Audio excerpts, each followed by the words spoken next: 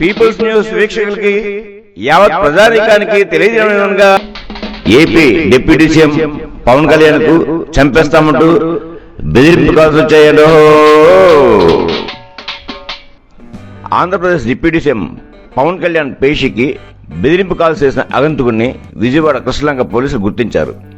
నిందితుడు Labbipet water tank రోడ్లో ఉంటున్న మల్లికార్జునగా పోలీసులు నిర్ధారించారు.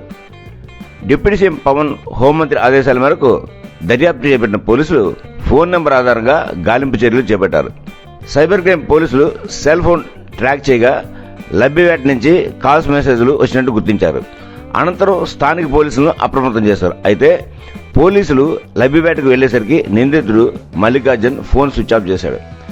సాంకేతిక పరిజ్ఞానం ఉపయోగించిన నిందితుడి కోసం గాలించిన పోలీసులు ఎట్టకేలకు అతన్ని అదుపులోకి తీసుకున్నారు.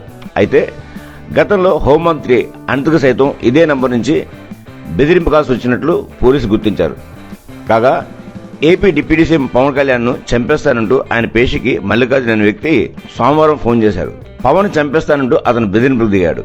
ఉప ముఖ్యమంత్రిని అభ్యంతరకర భాషతో హెచ్చరిస్తూ పలు మెసేజ్లు పంపించాడు. అప్రమత్తమైన సిబ్బంది ఈ విషయాన్ని వెంటనే డిప్యూటీ సీఎంకు తెలియజేశారు. దీనిపై స్పందించిన ఆయన బెదిరింపులకు సంబంధించిన వివరాలను పోలీస్ ఉన్నతాధికారులకు సమాచారం ఇచ్చారు. ఘటన గురించి హోంమంత్రి వంగలపూడి అనితకు తెలియగా ఆమె వెంటనే డీజీపీకి ఫోన్ చేశారు.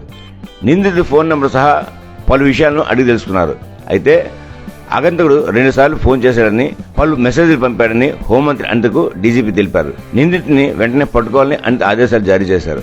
దీంతో స్పెషల్ టీం రంగంలోకి దిగాయి. నిందితుడు కాల్స్ చేసిన ఫోన్ నెంబర్ ఆధారంగా సైబర్ క్రైమ్ పోలీసులు దర్యాప్తు చేపట్టారు. అనంతరం ఫోన్ సిగ్నల్స్ విజయవాడ లబ్బిపేట నుంచి వస్తున్నట్లు గుర్తించారు. ఆ నెంబర్ మల్లికార్జున అనే వ్యక్తి పేరు మీద ఉన్నట్లు గుర్తించి అదుపులోకి తీసుకున్నారు. కాగా మల్లికార్జున ఎవరు, ఎందుకు బెదిరింపులు దిగాడు, అతని వెనక ఎవరైనా ఉన్నారా, ఎవరు చెప్తే చేశాడన్న విషయాలు విచారణలో తెలియనున్నాయి. మా ఈ వీడియో మీకు నచ్చినట్లయితే మరిన్ని అప్డేట్స్ కోసం లైక్ చేయండి, షేర్ చేయండి, సబ్స్క్రైబ్ చేయండి.